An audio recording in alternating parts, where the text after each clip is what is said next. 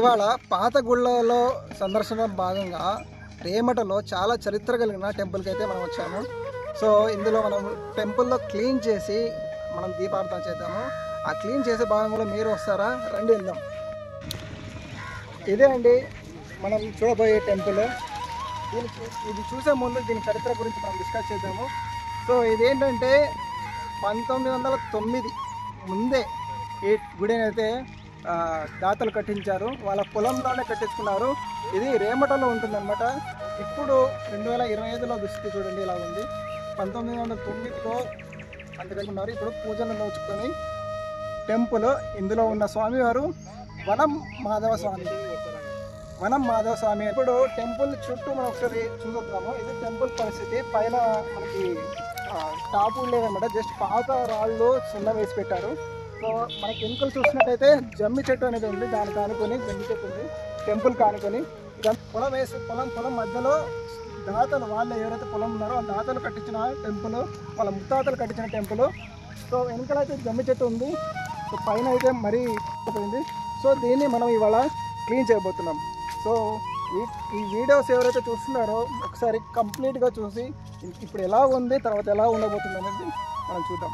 చూడండి, ఈ టెంపుల్ బాగా అనిపిస్తుంది. ఇందులో నీళ్ళు కూడా ఉన్నాయి. సో అతి పురాతనమైన బావి ఇది. అంటే ఇది గుడి కట్టిన తర్వాత చెప్తున్న వారు ఏంటంటే, గుడి కట్టిన తర్వాత మళ్ళీ ఇది బావి అనేది పైబడిన టెంపుల్ ఇది. సో లోపల ఇప్పుడు ఎలా ఉంటుందో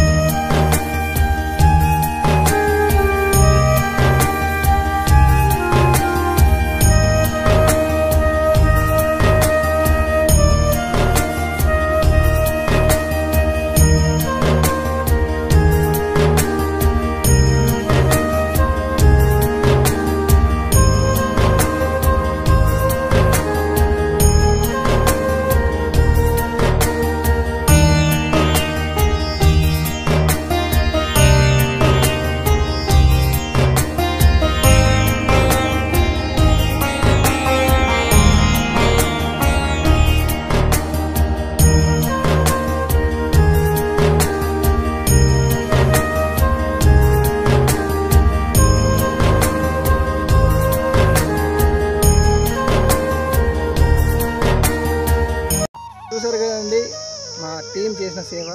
సో ఇంతకుముందు వీడియో చూసారు కదా ఎలా ఉంది పరిస్థితి, దీనమైన పరిస్థితి. ఇప్పుడు ఎలా ఉంది చూసారు కదా.